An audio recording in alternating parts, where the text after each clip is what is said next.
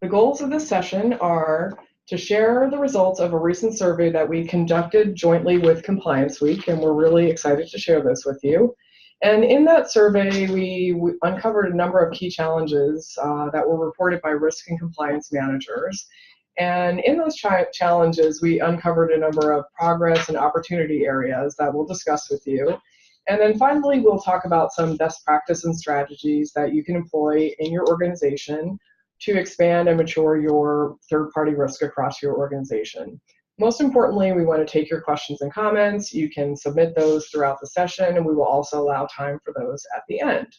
So before we get into the findings, let me talk about our speakers today. We have some great speakers. Our first speaker is James Gellert. So welcome, James, from RapidRatings. James is the chairman and CEO of RapidRatings, the leader in financial health analytics of public and private companies globally. He was a former chief of compliance officer at Howland Securities, and he's a career-long entrepreneur and financial markets professional. He held roles at international investment banks and a variety of technology companies. He's a well-known speaker. He's a recognized international authority on rating agency regulatory evolution, and he's testified before both the Senate and House of Representatives on multiple occasions. He's a regular speaker at the SEC and global media, and he's spoken with us before as well. And in 2017, James received the Supply and Demand Chain Executive Pros to Know Award, so congratulations for that. And a little bit about RapidRatings. RapidRatings is transforming the way that world's leading companies manage enterprise and financial risk, provides sophisticated analysis of financial health, public and private companies, and the analytics system provides predictive insights into third-party partners, suppliers, vendors, and customers. So welcome, James. Thank you, Pat. You're welcome. So our second speaker is Lee Kirschbaum. Welcome, Lee. And Lee is Senior Vice President, Product Marketing and Alliances at Opus. And in that role, Lee is responsible for leading Opus's product strategy and management and alliances and global marketing, including branding, corporate communications, programs and events. And before joining Opus, he was president of compliance at Kroll, a leading global provider of investigations, compliance, due diligence, cybersecurity. And before that, he served as SVP of operations at Kroll, and then he joined that role in January 2011. Before that, he worked at 8 years at D&B in a number of senior leadership roles, and he now at Opus, as I said, leads product marketing and management and alliances. And Opus is a leading global risk management and compliance provider, and founded on the simple premise that faster, better decisions in compliance and risk management could give businesses an extraordinary advantage in the marketplace. Today, the world's most respected global corporations rely on Opus to free their businesses from the complexity and uncertainty of managing customer, supplier, and third-party risks, which is what we're going to talk about today. How can you free your business from the complexity and uncertainty of managing some of those risks? So before we get into the findings, let me tell you a little bit about the survey that we jointly conducted. So next page. So we've polled more than 100 compliance and risk management professionals with Compliance Week a couple months ago, and our goal was to uncover some of the challenges and strategies that professionals like you on the phone use to manage and uncover third-party risk. Who owns the risk? How do you manage and collaborate across the organization? And Compliance Week fielded this survey for us. We asked about 12 questions. And as I said, Jim and Lee are going to uncover and review the findings with you today, which we found quite illuminating. You know, it's just one example. We found things like 30% of respondents have experienced a disruption from a third party. And by third party, by the way, I mean supplier in financial services, could be a counterparty, and respondents as well as people on the phone include a mix of financial service and corporate audience. So we're going to be, we're talking about third parties across the board.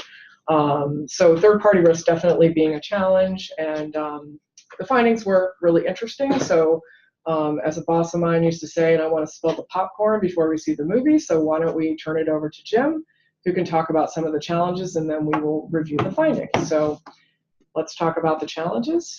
So over to you, James. Thank you, Pat. I appreciate it, and always enjoy doing things with Opus. So Lee and Pat, thanks for inviting us to do both the Compliance Week survey as well as the webinar today. One note I'd like to make is that the attendees, I believe, on the webinar today represent a pretty great mix of supply chain folks and others from non-financial institutions, corporations, and then quite a few who are from financial institutions as well. So given the counterparties are referred to in a variety of ways, we're going to talk about third parties and third party risk, but incorporated in that are the third parties of financial institutions that, of course, are largely a vendor base, as well as talking about suppliers in supply chain. So we'll just use the terminology third parties to really represent both. And at the end of the day, most of the risks are similar, even if some of the reasons for managing those risks may be different in financial institutions than for some corporations. So if we look at this slide right here, we really wanted to kind of tee up the beginning of this conversation by talking about why risk management is becoming more challenging. And I think it's really a confluence of factors. Without question, there are more types of third parties that people are working with. Some of those are earlier stage companies, particularly technology companies, due to mergers and acquisitions as well as other factors. There are more broadly distributed groups of third parties geographically. There's also an emphasis in many companies, both financial institution and industrial corporations, in reducing the number of suppliers, particularly reducing the number of critical suppliers or third parties that people are working with, while at the same time reducing the risks of the ones that remain. So there's concentration risk at the same time as trying to counterbalance that by working with fewer critical suppliers.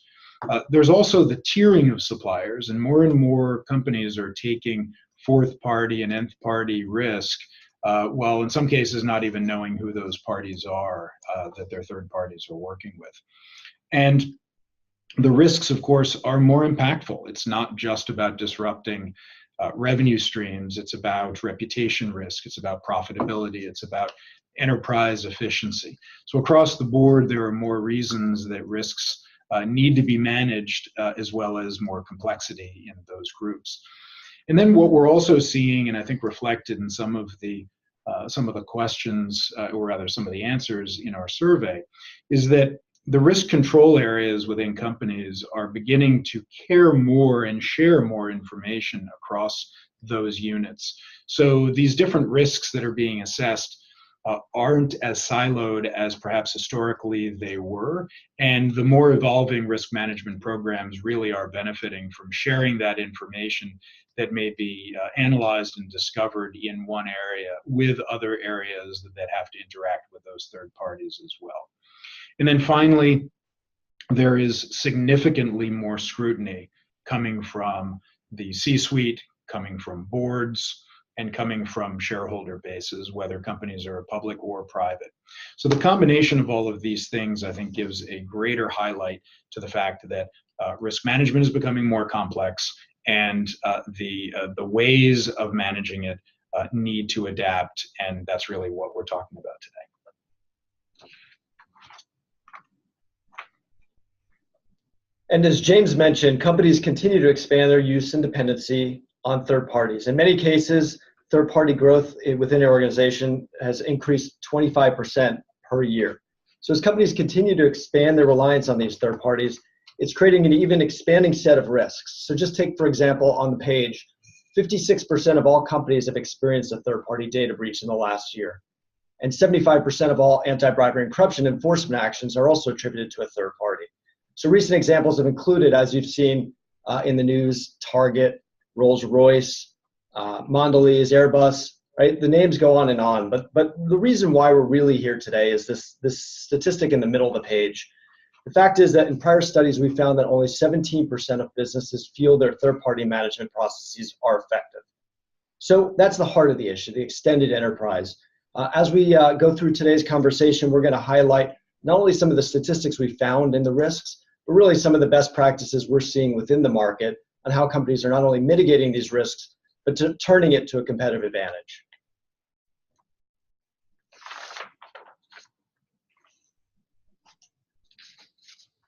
So before we go into this a little bit further and talk about the challenges, we wanted to talk about challenges with you and go to a poll and ask you what organizational challenges you're facing when it comes to third-party risk management. So we're going to go to a poll with the audience, and you should see a poll on your screen. Let's see. Yes.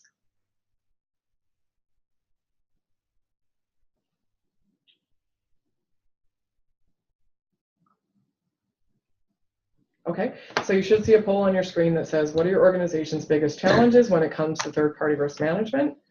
And be able to vote on, okay, yep, so we see the voting coming in on the screen. So we'll just give that a minute or so, and then we'll talk about what we saw in the survey. So, so Lee and James, to see these, the votes coming in, we'll just give it a minute or so to come in. And if you see anything interesting, feel free to weigh in. So one of the things I'm noticing right away is that lack of staff to manage all third parties is coming in as the top vote. And not to steal your thunder, but that was also one of the top things that came in the survey. Well, thunder stolen notwithstanding. I was definitely wondering whether this poll would mirror or in some ways counter the actual survey.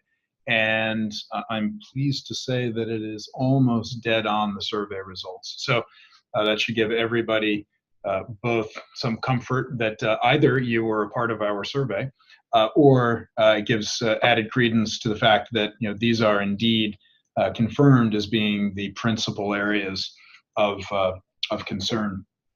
And look, I think what we see in these is really a couple of things. There are a couple of themes.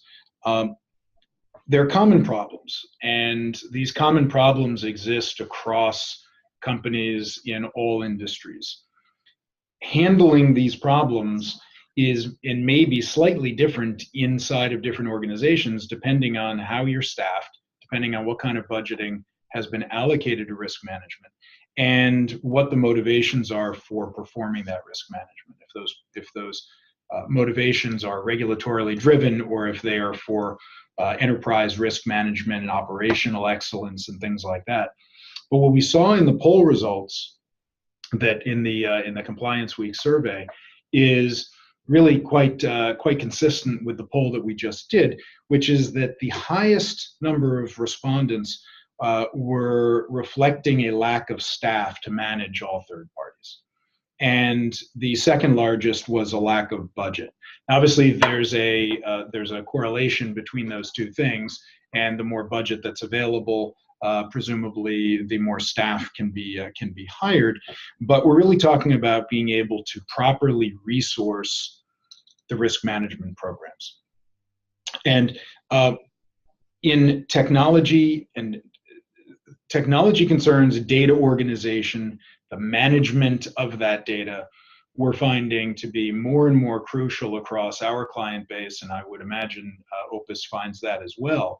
As organizations are allocating more budget, regardless of how many people are involved in executing that budget in the risk management process, there is a greater need to take the data that is being aggregated and to use it in the most efficient and effective ways to get the most positive outcomes from the risk management process.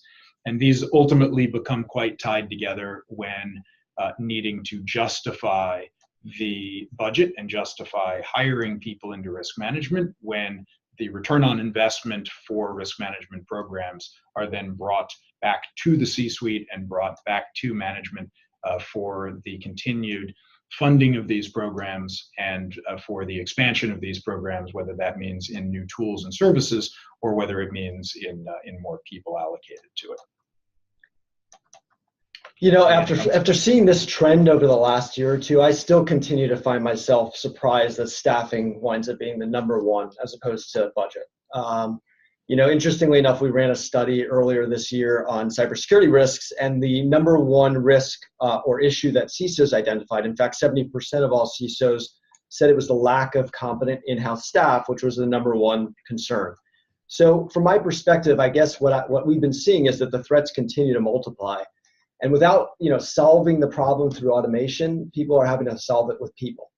And when you get into that situation, as threats continue, you'll never have enough people to continue or to keep up. So with increasing new threats, increasing new risks, not a lack or less investment in automation, people are the only way to solve the problem. And so I guess at some point when we run this study next year, hopefully by then I will not be as surprised that staff remains the highest, but in the long run, the idea at least will hopefully that the staffing problem will start to drop. But if you just take, for example, the cybersecurity market, it's expected to be a gap between professionals available and those that are required by almost 2 to 3 million people by 2020. And so, if you have a gap of you're not even going to have qualified people to cover this, there's got to be better solutions than just throwing bodies at problems. And the other and related item, when I look at these results and I see in the Compliance Week survey, only 4% of people identified a lack of support from the C-suite. It's really important to note that support from the C-suite is not the same thing as getting budget from the C-suite. And the fact that people are concerned about budget, whether there should be more or not, the connection between C-suite awareness of these problems and preparedness to spend money to solve them is part of the job of all of us, those of you attending as well as those of us who have solutions to help provide here, is to be able to communicate what that return on investment is to the C-suite so they feel as though they're getting that they're expanding the programs in a productive way that they can communicate to the marketplace has positive outcomes.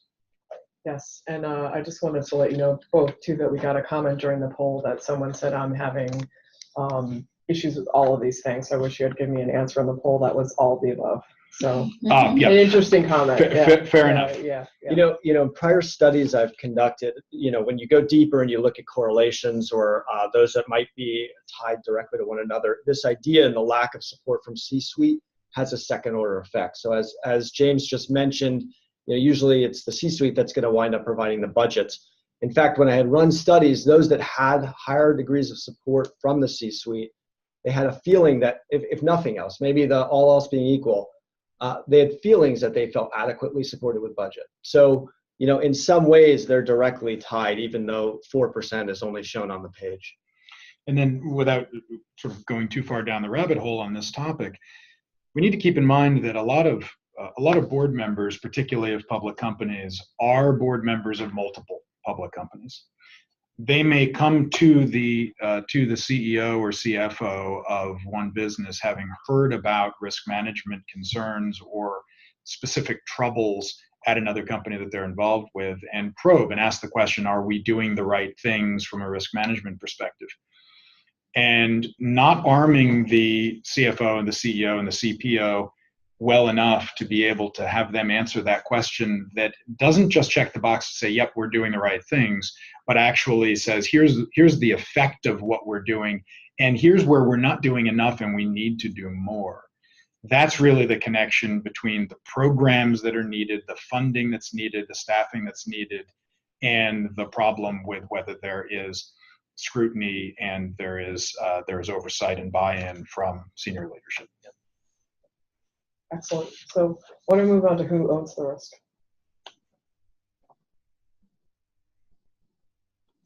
So let's do another poll and talk about who owns the risk in your enterprise. So who has primary responsibility for managing the third-party risk in your enterprise? So just as we just did, let's launch a quick poll. You should see it on your screen. Who has the primary responsibility for addressing third-party risk in your enterprise?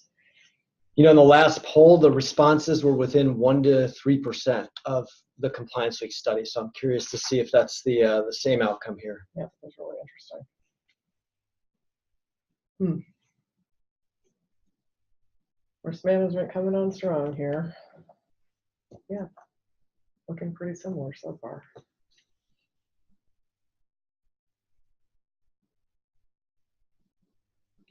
At least this one lends itself less to an all the above option. It does. Yes. That's right. So I think these results are, again, very much in line with the survey, which is good.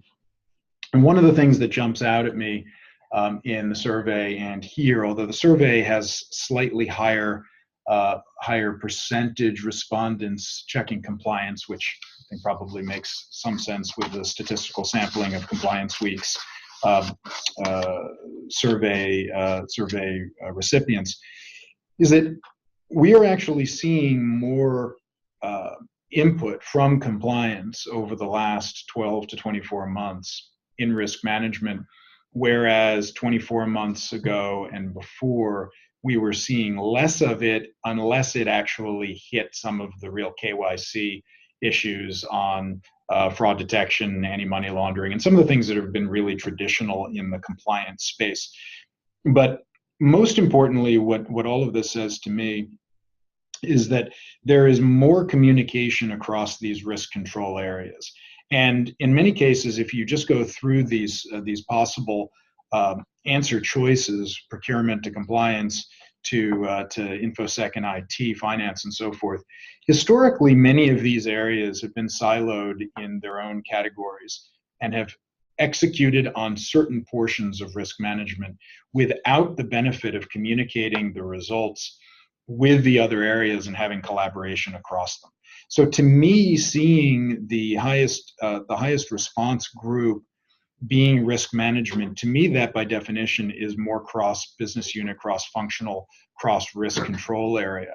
And I'm pleased to see that, and I would hazard a guess that if we also do this the survey again in a year and 2 years time, we'll see even more of that and less of the principal role being in one of these individual more siloed areas. I think part of what we're seeing certainly, and I know Opus is as well, is that more people are focused on how they can do risk management of one area, let's just say it's finance or let's say it's InfoSec, and understand how the results of that investigation and that due diligence may influence the overall risks that the company is taking and working with a third party. Because these things at the end of the day aren't discrete and individual, and a company that is having problems financially are likely to then be having problems that will appear elsewhere. And companies that are having to address issues that have come up in InfoSec are going to find that the spend is ultimately going to or can affect other risk control areas. But if you're looking for the best way of staffing, the best way of managing budget and getting more budget for holistic risk management programs, being able to efficiently use the tools, use the data, use the findings that come from the investigation in any one of these, and use it across the different risk control areas, that's where real efficiencies are gained.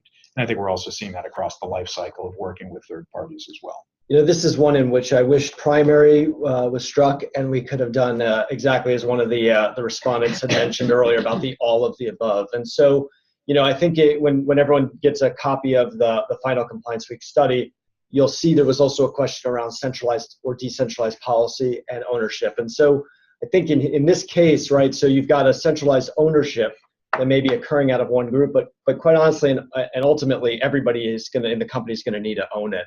And not only it's own it, but weigh in on it. So as James mentioned earlier, there's a slew of risks that not one single department or individual can solve.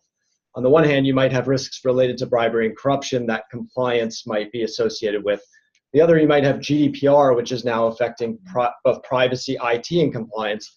It goes all the way down to marketing, who might be distributing information and needs to know where the information is being held and accessed.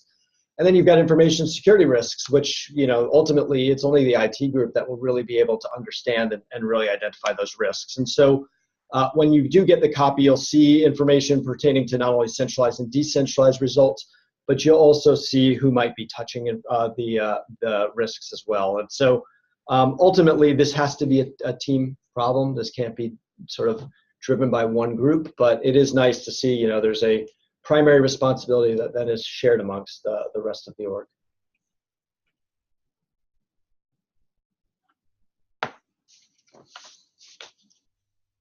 So in one specific risk control area of financial assessment, and one that certainly we see correlates across all of these others, I think some of the findings here are actually quite startling.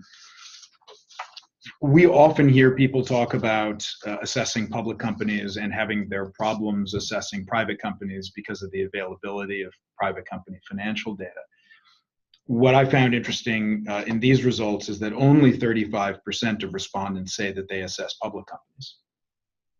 Now, public companies will represent somewhere in the order of 25 to 30% of the total number of counterparties for most entities.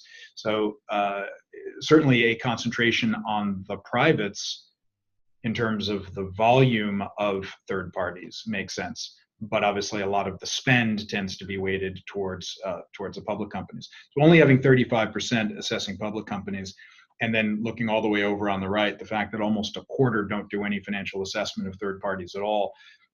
These are higher numbers than I would have expected, and certainly I would have imagined that we had greater evolution in financial assessment because it is, of course, critically needed. What you also see here in the highest group of respondents, the 55%, saying that they do some financial viability assessment for private companies, but have a problem assessing or obtaining information. That's very consistent. We certainly see that all the time. And it really depends a bit on the measurement of criticality. And as we're seeing more companies thinking about the criticality of their third parties, not just including the revenue risk, but reputational risk as being a huge one. We're seeing more focus on private companies, and rightly so, because a lot of those private companies, particularly for financial institutions using a lot of younger, earlier stage fintech companies, this is something that we will see growing, I think, significantly over the next couple of years. So a favorite topic of mine is really around this idea and concept of nth party risk. So when I say nth party, for those of you not familiar, this is those that extend beyond the third party, the extended enterprise. And so what everybody's seeing on this page, I sometimes say is like a cluster. It's a huge map of lots of interconnected and interdependent businesses. I think the idea is that's purposeful. I mean, this really is what the extended enterprise may look like.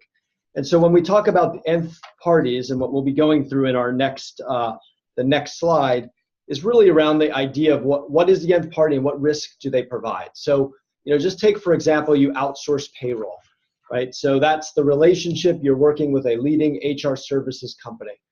Quite honestly, when we look at the risks that may be presented, and if you do a financial viability and information security risk, it's a large company. It might not be shown up as a highly risky entity for you. But it's really the next levels down. That HR services company may back up their data center somewhere, who then may use a courier service to distribute information. And that one happens to get hacked, breached, they lose information. It's that courier service which presents, if not more, at least as much risk to your business as the leading HR services company, which again, quite honestly, in most risk assessments wouldn't show up as risky.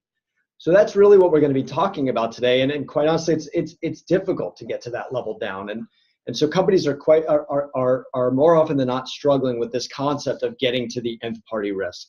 And in fact, in prior studies that we've conducted, we found that only 18% of those surveyed actually knew how their information was being accessed by nth parties. That's, to me, is really scary. Ultimately, you're sending your information to a company you vetted, and you just don't know what's happening. So the impact of having that visibility and insight is really critical. And we'll talk about the survey results because I think the survey will speak to this. If you look at the results, 33% of those surveyed had limited to no visibility of nth parties, and 33% put the burden on their third party. So if we talked about the slide before, the burden would have been on the HR services firm to ultimately control how the information down the line is being accessed. So for those on the left side of this page, the 13% who are actively managing nth parties, you're ahead of the game. I mean, it's amazing, but you are. That is really one of the biggest risk factors we've seen to breaches. In fact, those that have managed the nth party risk have a 12 to 15% less likely chance of being breached. So that's one one risk domain and one risk factor, but that was one of the largest risk factors or ways to improve or reduce your likelihood of being breached. So look, the technology today, it's clearly far from perfect. I mean, how do you really control somebody that doesn't have a direct relationship with you? But we've started to see some best practices going on. We've seen, first and foremost, contracts. I mean, like, what's the easiest way to get this done? Ensure that contractually your third party is required to manage the relationships with their nth party and pass on key terms. We've also seen companies starting to actively manage the nth party. So before they enter a relationship with that third party itself, they say, tell me those that will be accessing, or at least the most critical vendors that will be accessing the information, your data hosting provider, for example, and let us ensure that we adequately measure it. And so why is that important? Well, the fact of the matter is, if all of a sudden all of your vendors are using one data hosting provider, you're now having to manage the critical risk factor tied directly to that nth level down. You might, for example, your next contract or next negotiation, require that your provider not use that same data hosting provider. Risk roll-ups are really key. And I'd say in the end, be diligent. Just recognize this is a very significant risk to the organization and it can't be forgotten about. So if nothing else, require it contractually and require your vendors to provide you at least a list of those that may be accessing your information and monitor it. Lee, one of the things we're finding is clients of ours are asking how and then using our services, and I'm just using that as the example we know best, to extend them down into their third parties to make them available for fourth or fifth parties. So in the financial evaluation side of things, it's about X number of privates that we may be rating for somebody during the course of the year, and they're wanting to use some of those to offer to their tier ones or the third parties to be able to extend that to the fourth parties. And in doing so, be able to take the breadth and the dollars allocated and the resources that our clients have mustered for their own risk management programs, and incorporating their suppliers, their key suppliers, in the access to that resource as something that creates a greater bond. And I think the concept of the relationship here is worth mentioning, and I think there are a handful of places we may come back to this. Is that the relationship between a company and its key third parties is incredibly important for the dissemination of information, the sharing of information, and then the dialogue between the two parties to create a better relationship. And that relationship for third parties is something they want. There's a commercial reason, there's commercial value to them in doing it. And to the extent that they can help provide greater transparency deeper into the supply chain and have that be in even greater influence on the relationship's strength, they tend to want to do it. And it's something that I think you and we are in a position to be able to help affect that change by assisting companies in being able to use our resources to do that.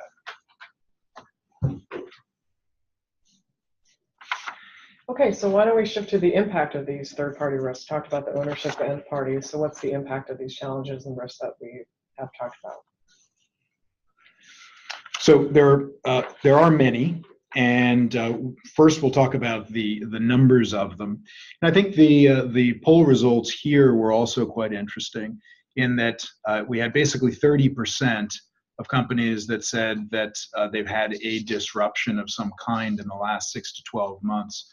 But I think what's really interesting is if you look over at the right side of this slide, having over half of respondents say that they don't know if there's been a disruption or that they've never had one. And the 34% saying they've never had one, I think that's interesting. That may be a slightly higher number than in reality, but there also can be disruptions that have occurred and been fixed that never rose to the respondents' notice. Because these problems are happening. Certainly when you get into nth party, there can be lots of disruptions that somehow have been solved at the last minute. But I do think that that's surprising that over half of the respondents said that they don't know or have never had one. I think part of this also is that in the financial markets, it's been such a benign environment that not a lot of financial disruptions have happened from companies, suppliers, third parties, inability to refinance themselves. This is something that we've spent a lot of time talking with our clients about, and that's that in a very benign interest rate, low interest rate environment with low default rates, companies have been able to finance and refinance themselves really quite easily. And that goes all the way down the credit spectrum into the smallest companies.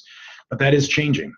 And as that changes, and we've already seen an uptick in interest rates, which means the cost of capital for many companies that are borrowing, particularly from banks, is going up. And that means smaller third parties are going to have higher costs of capital, which will be affecting them.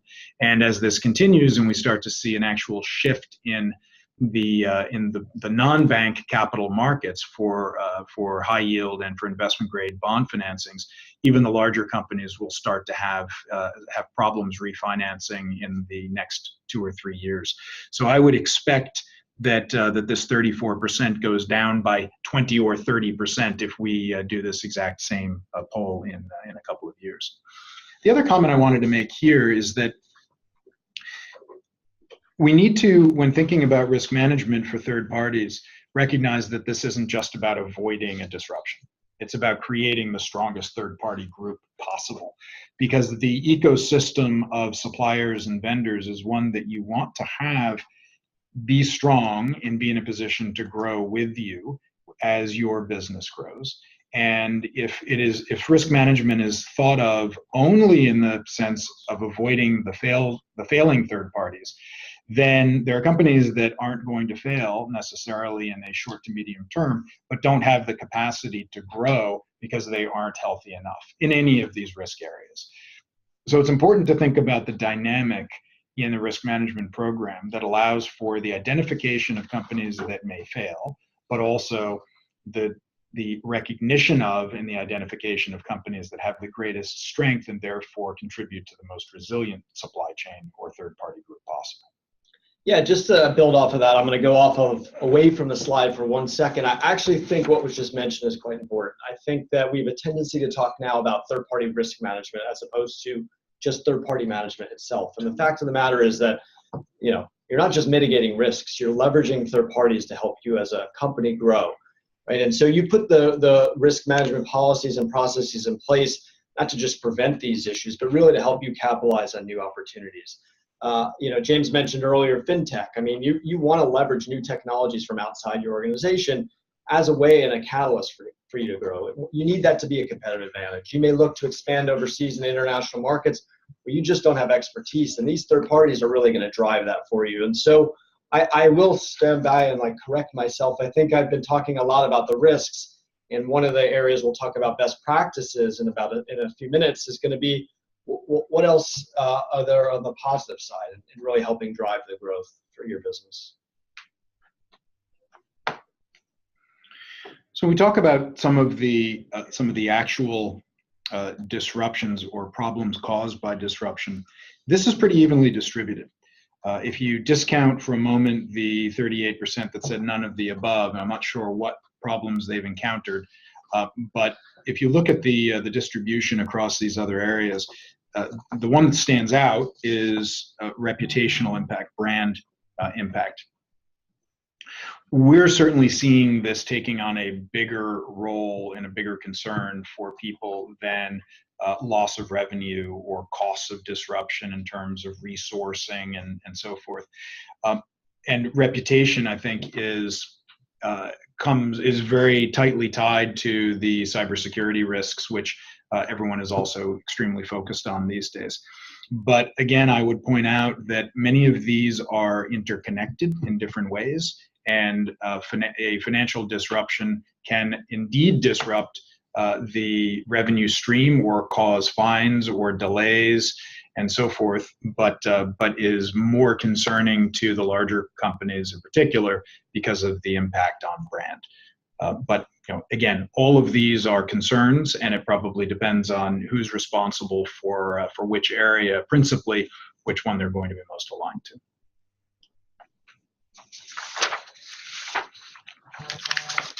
So for the remainder of today, we're going to talk a bit about best practices, ways where you can measure results and really help drive growth and value for you, either as a manager of third-party risk or those that may be associated or affiliated with managing the teams that are associated with it. I'll start with a quote that I really just love and then use that to tee up the metrics discussion from James. But, the fact is that often at times the third-party program, fear-mongering is often sort of the way in which people, previously had gone in to try to build up and get a budget. And I won't say that's directly related to the fact that earlier on we learned that budget and headcount is one of the bigger issues, but the reality is, you can't manage and you can't go in and ask for budget and help and support what you don't measure. And so this idea of, just ensure that you're complying with regulations, it can't be the only factor.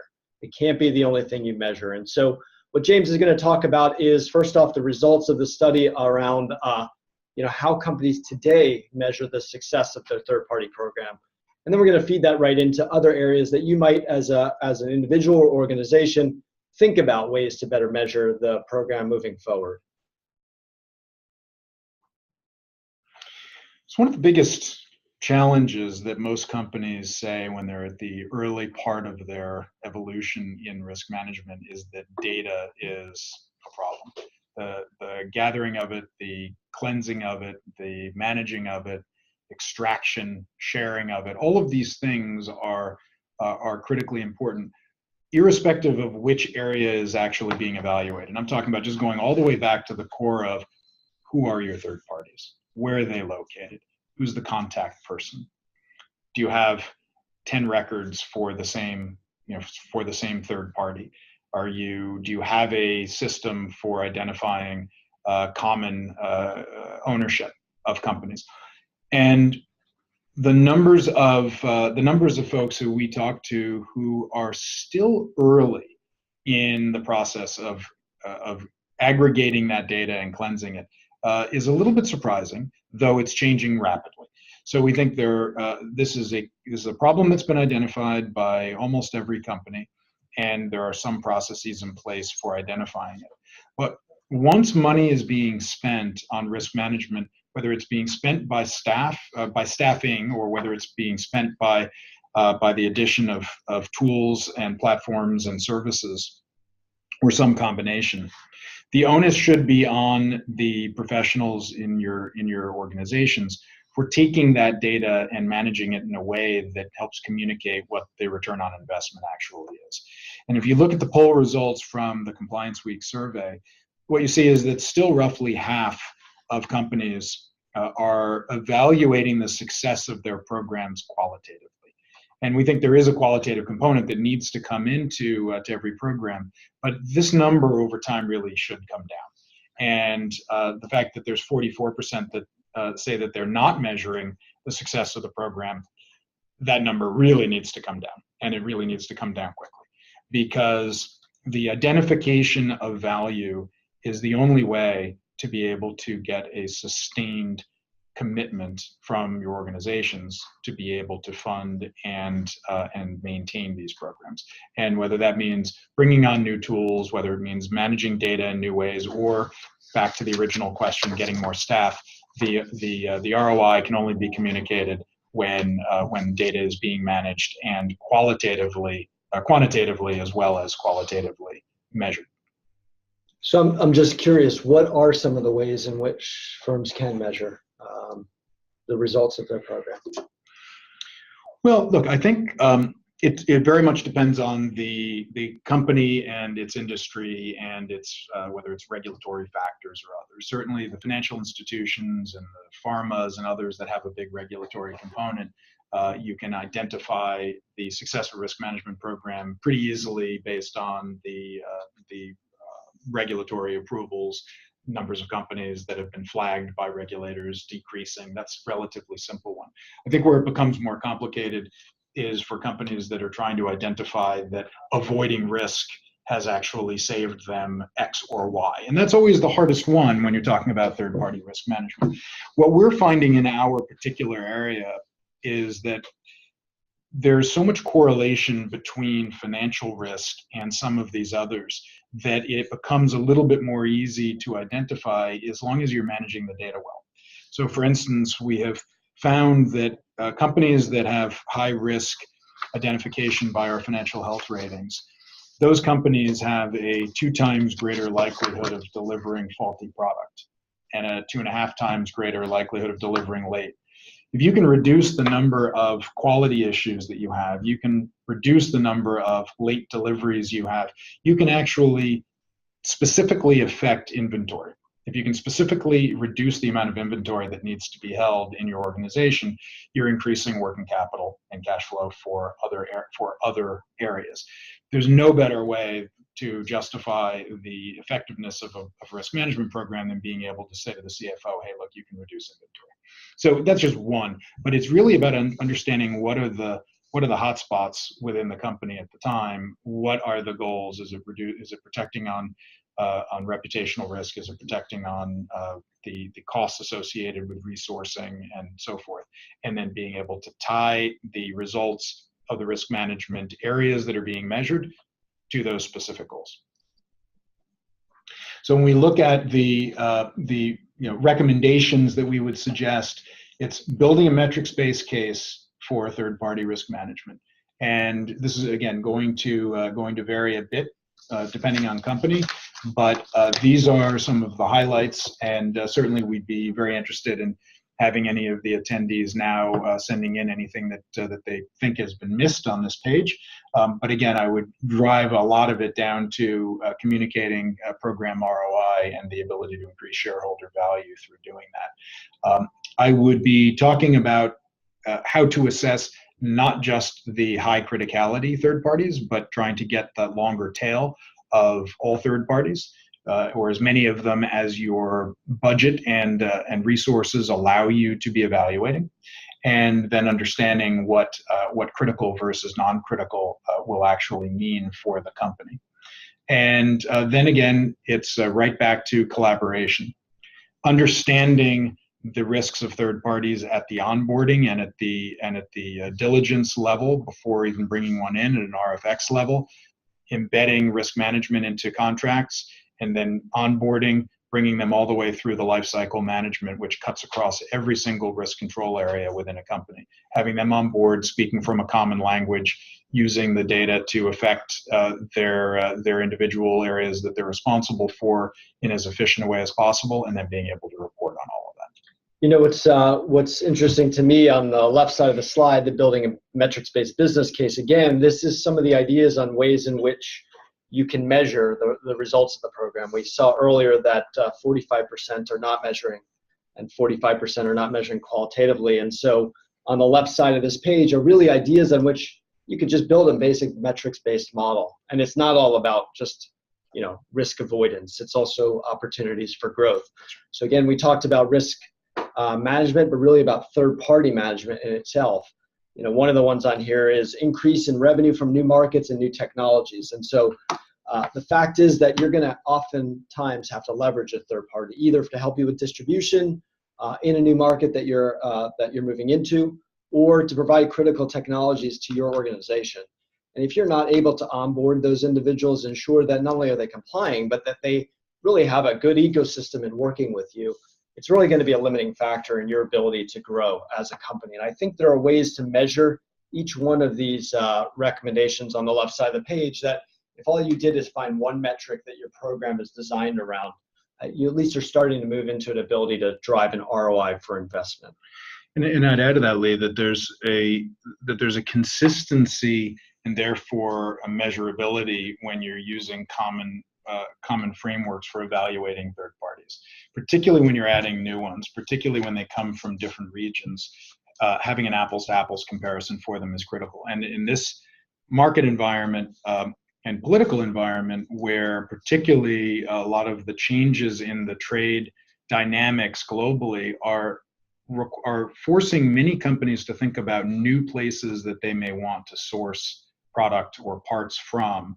It's definitely having U.S. companies looking at moving more supply overseas for overseas sales of products, which means onboarding lots of new suppliers, and the ability to measure them in a common framework and report on the success of them in a common framework is going to be more and more important, particularly as this geographic spread is happening too. One of the other really important things from my perspective is this concept of taking a risk-based automated approach.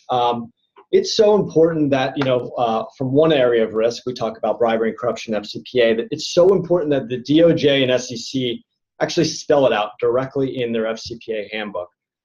Although it's being applied to the FCPA in that handbook, I could say it could be applied to almost any other risk or assessment of your customers or third parties in itself. And so it's so important that at times I write it down. I've tried to memorize this, I haven't, but risk-based due diligence is particularly important with third parties and will be considered by the DOJ and SEC in assessing the effectiveness of a program. Although the degree of appropriate due diligence may vary, based on industry, country, size, and nature, there's some guiding principles that apply. First, understand the qualifications of those you're doing business with. Second, understand why you're doing business or the business rationale. And third, undertake some form of monitoring. So if you think about the problems that we saw earlier on in the sense that there's not enough resources to manage third parties, just think about how that might be applied. I'll take information security as an example. The reality is you cannot conduct enough information security assessments to the level in which you want to do across your entire third-party base. Generally speaking, a company may have about 1,000 third parties that have access to your sensitive information. If you trickle that down to nth parties, I'm sure it's multiplied by 5 or 10. But just take that 1,000. Conducting an information security assessment on that 1,000 is really, really tough. And there's not enough people out there actually to do it for the organizations. And so the only way to truly be able to get to this is assess it, drive it based on a risk-based approach. What you may do on one vendor is going to be very different than what you may be doing on another. Those that have access and are a critical at-risk supplier, you may actually do a on-site assessment as opposed to just looking at a bit site or RapidRatings or security scorecard type of rating. And so this idea of a risk-based automated approach is quite honestly the only way I think companies can scale. I'm sure the same applies to bribery and corruption risk, financial risk. You can't do the same thing to each party. So. Fair enough. And I would have commended you if you had memorized all of that. Yeah. I think we have a couple minutes. Yeah, we have time to take a few questions. We've actually been receiving questions throughout the session too, so I'll ask a couple of those while we wait for some questions. You can ask the questions through the chat function or the Q&A, either one will work. So we received a question about what you're talking about assessing financial health of private companies. So the question was, are we qualified to assess the financial viability on private companies? How will we do that? What would be some of the best practices? So the way the rapid rating system works is it's driven by financial statements. And we have rated private companies from 130 some odd countries around the world where we're obtaining the financial statements on behalf of clients, and we've done that in 118 or so. It's critical to have financial statements to evaluate a company. Private company even more so, where they may have very limited trade information out there. The payment data, which is a classic way of evaluating financial risk, isn't really the same in this marketplace as it was many decades ago. So understanding the financials, we put it through our system and are able to produce apples to apples ratings on companies, whether they're public or private. But it's really about addressing the private company and communicating to them that there's a value in making the disclosure, albeit in a confidential trilateral way, to be able to get them to make that disclosure and be able to be evaluated. And then it's really about using the financial analysis. And I would say this for any of the risk areas, whether it's cyber or anything else. Once that private company has disclosed very sensitive information to be evaluated, it's about handling it with some kid gloves. You need to be able to speak to the private company about the findings of the evaluation and do it not in a threatening way, but do it in a collaborative way. And ultimately, the ability to develop the relationship and bring the two parties closer comes from being able to say, I see weakness, you may be slipping in this particular area. Let's talk about what that is and what it means and what you're doing about it, as opposed to, oh, you may be losing your business because of this. What if they don't have any financials yet?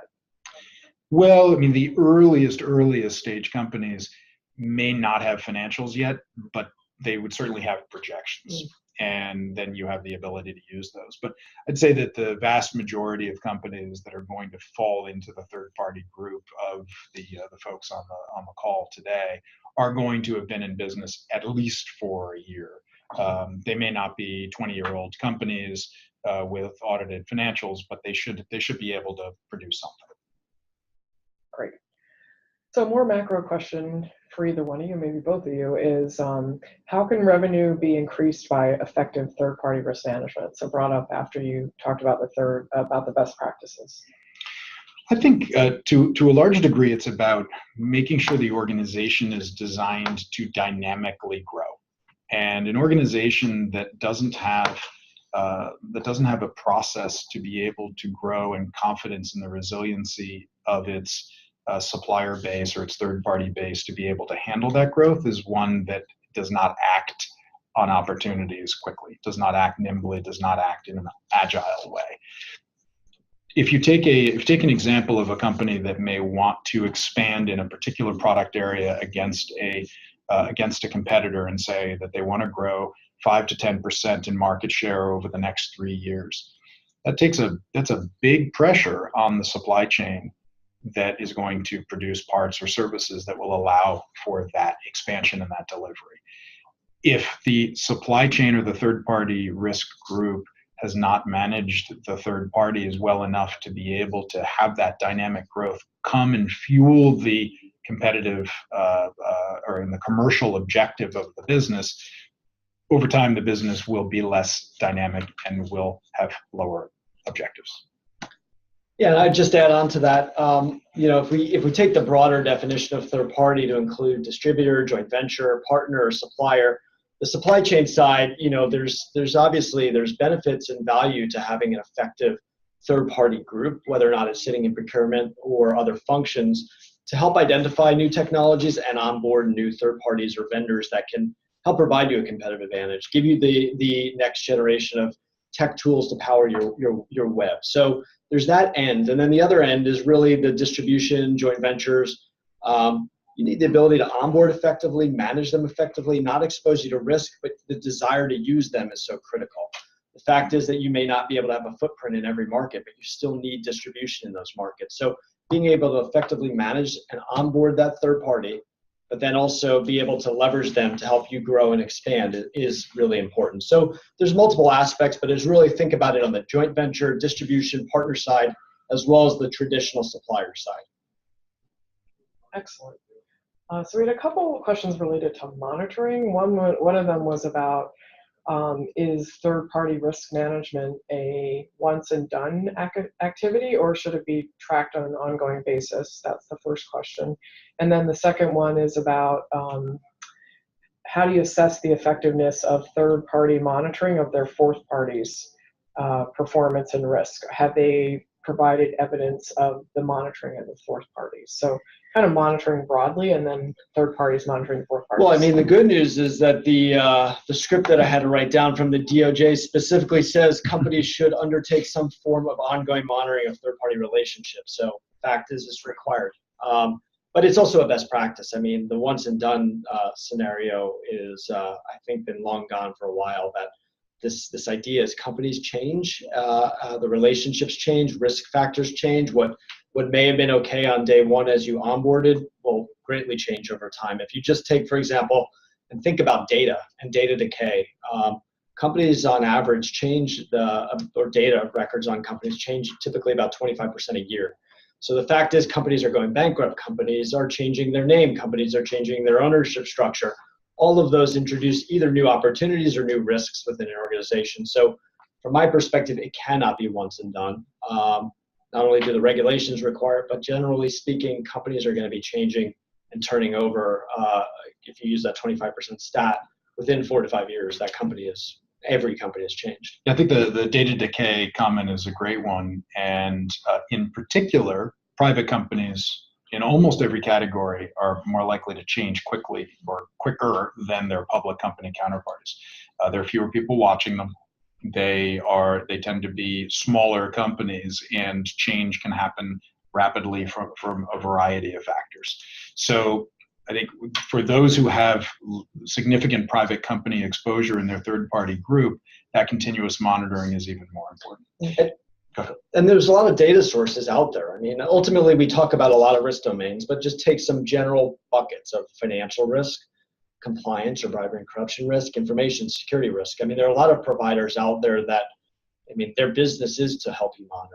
And I imagine plug in. I mean, we're talking today to RapidRatings, their business is to assess the risk and monitor for financial risk. And then if you bring into the fact information security, you can pull in BitSight, RapidRatings, security or risk recon, security scorecard. All they're doing is monitoring. And so really the idea is know how to consume that information and do something with it. And that's the key, which is what do you do if something changes?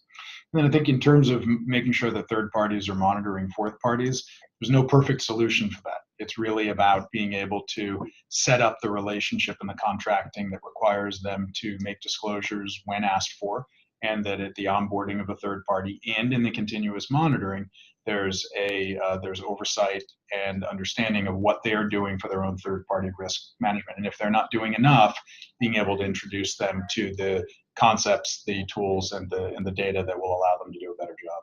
Yeah. Excellent. Well, I want to thank you, Lee. I want to thank you, James.